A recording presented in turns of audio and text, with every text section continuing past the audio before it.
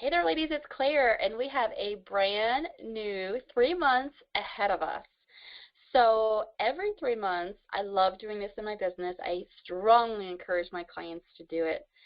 And it is, you can think of every 3 months as think of that you have access to the do-over button, or it's just the ability to keep perfecting your business just 3 months at a time. 3 months at a time, so it's not overwhelming. And I call it my 3-month success plan. So there's so much we can do in our business, right? I'm sure there's a zillion ideas you have. There's so much that you feel like your business needs, so many things you'd like to do, but we can't do it all, or else we'll do nothing incredibly well. Plus, we want to make sure we're working on the right things, right? What's that right activity in your business? And sometimes it's hard to sort of distill that.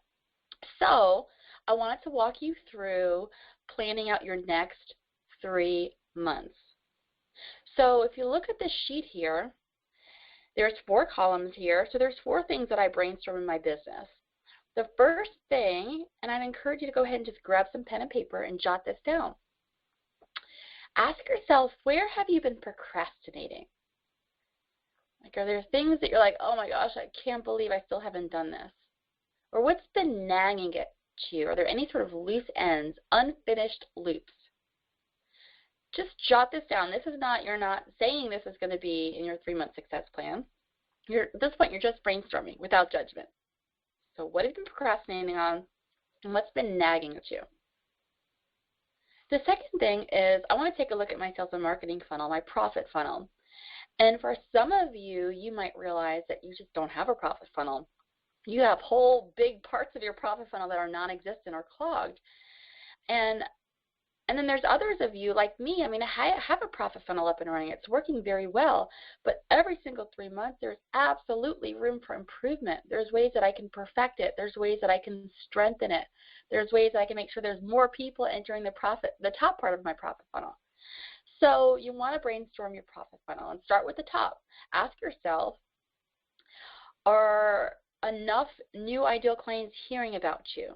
Are you adding, hundreds of leads to your list each and every month? So be thinking about that for your marketing. Where can your marketing be perfected? Do you have a marketing plan? Do you know who you're even trying to attract at the top part of your funnel? Are your marketing activities happening every single week like clockwork?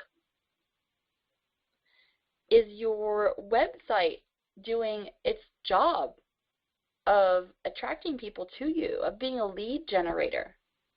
So be jotting down some room for improvement at the top part of your funnel. Then take a look at your middle part of your funnel.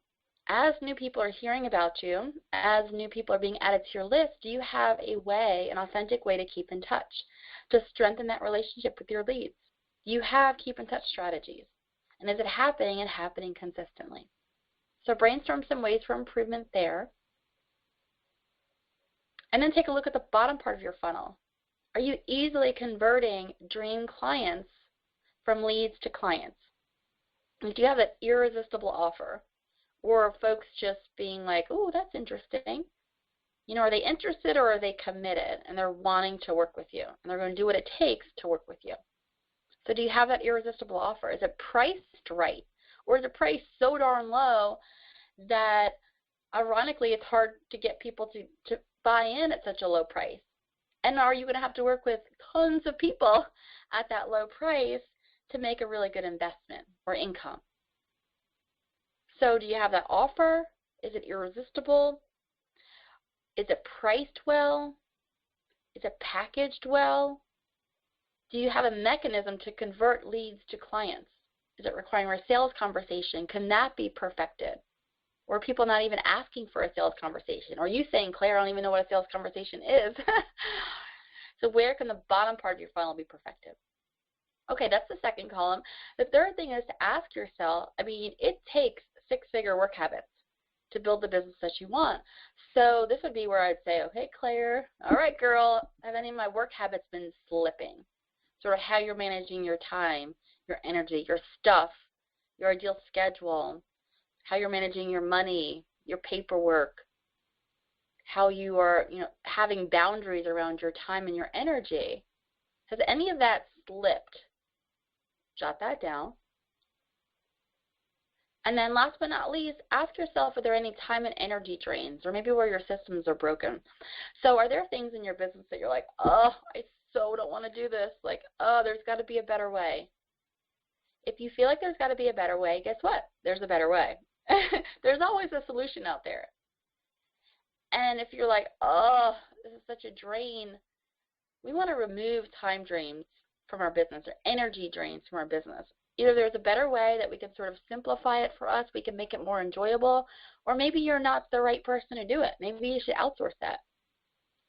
Or your systems, do you have systems in place? And sometimes our systems get broken for good reason.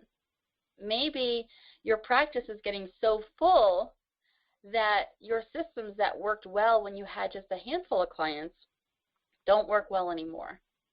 So there's many times in our business, again, many times for good reason, where our systems become broken. So jot that down. Are there any places where you feel like there's a time and energy drain? Things that you realize, I should probably put a system in place around this. Or where you're thinking there's got to be a better way. So that's step one. I do this brainstorming, and then from there, all the brainstorming, it just sort of, it becomes clear as far as what I call projects. Call them goals, call them whatever the heck you want to call them. I call them projects. And generally for every 3 months, I have about 4 to 6 goals, probably closer to 6 goals. And I even like to put like, okay, these 2 goals for January, and I'm going to focus on these 2 things in February and these 2 things in March. It makes it so much more manageable when each month I'm just focusing on 2 projects. And these aren't projects about just keeping business going as usual. This is bringing my business to the next level, right? Closing some loops, strengthening my profit funnel, gaining some 6-figure success habits, creating some systems or fixing some systems in your business so that it's running like a more well-oiled machine. So that's the second thing that I do. And then the third thing is, again, you just take it bit by bit. So I'm not stressing about all my 6 projects. I don't want to say stressing, I'm just focusing on those 2 projects that are on my plate that month. And I'm really scheduling dedicated time to work on it, because what's in your 3-month success plan most likely is going to be what will get you to the next level in your business in the next 3 months. But it's not urgent, right? This is the stuff that's super important, but nobody's going to be like, oh my gosh, did you work on such and such? A lot of times you're the only one that knows that it's your project.